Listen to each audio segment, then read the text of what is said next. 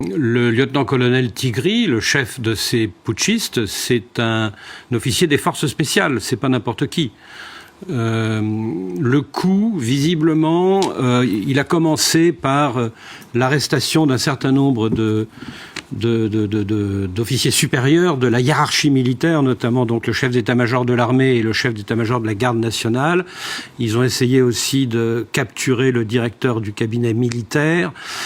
Et c'est peut-être ça qui a donné l'alerte et qui a permis au président, qui était peut-être encore à son domicile, de se mettre à l'abri quand les putschistes ont attaqué son domicile. Quelle était leur motivation ? Alors officiellement, c'est parce que au nord, il y a de plus en plus d'attaques djihadistes, une mauvaise prise en compte des familles des soldats tombés au front, et parce qu'il y a une mauvaise gouvernance démocratique, c'est-à-dire le fait que, notamment, le principal parti d'opposition, les démocrates, ne puisse pas présenter de candidat à la présidentielle du mois d'avril prochain. Est-ce que c'est vraiment les vraies revendications ? Est-ce que c'est pas opportuniste? Est-ce que c'est pas tout simplement des militaires qui veulent faire comme leurs frères d'armes du Burkina, du Niger, du Mali? On peut rapprocher un coup comme celui-ci des coups justement des autres.